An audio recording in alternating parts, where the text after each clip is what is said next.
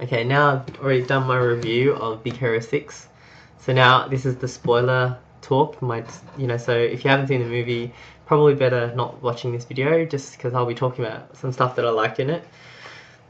Today I was just sitting, like this is a couple days after Big Hero 6. Like I'd watched it on like 2 days ago, and after I watched it I thought, oh yeah, that was pretty good, that was entertaining. I laughed throughout it a lot, but to me it felt like it was missing something that would tip it over the edge to make it like me like it as much as like something like Frozen or something like that, where it's got like just that meaning behind it, or like where how in Frozen Anna, is it? I've been a while since I watched that movie. I can't remember if they pronounce it Anna or Anna. I think it's Anna.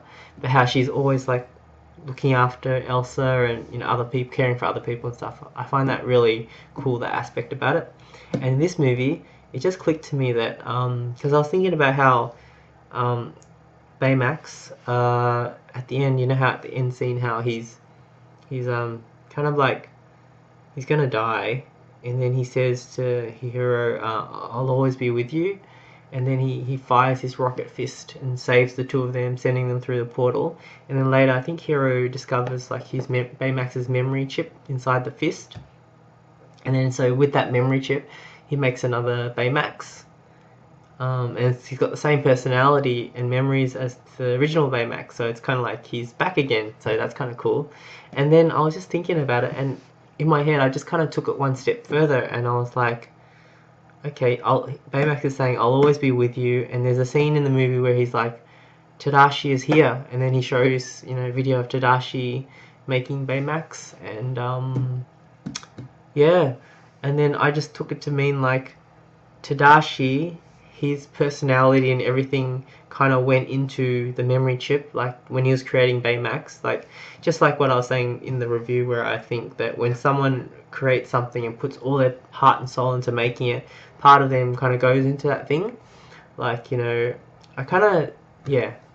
So, to me, it's like Tadashi has kind of lived on in Baymax, and that's part of the bond that Hiro has with Baymax. Is like it represents his brother who has died, and yeah, and so I really like that aspect. So that made the whole movie. When I looked at it through that lens, I was like, "Wow, that's so cool!"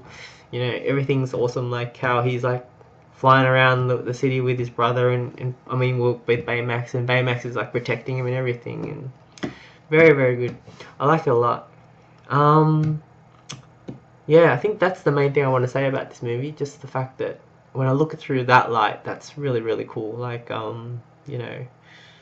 yeah, just really, really awesome.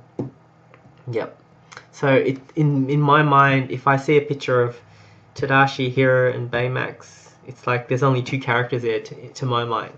Like there's Hiro and his brother there. Like whether his brother is in human form or in Baymax form, Because yeah, that's all I really want to say about that movie. And I thought that kind of clicked for me, and I thought of it in that way, I was like, well, I really like this movie heaps now.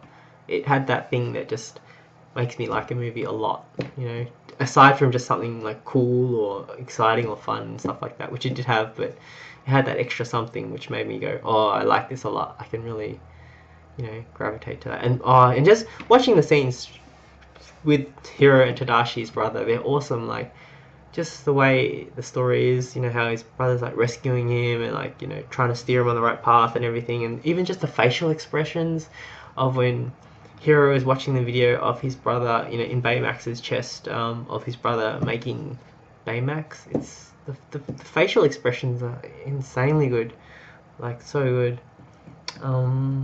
Yeah, in all, I love the movie. It's great.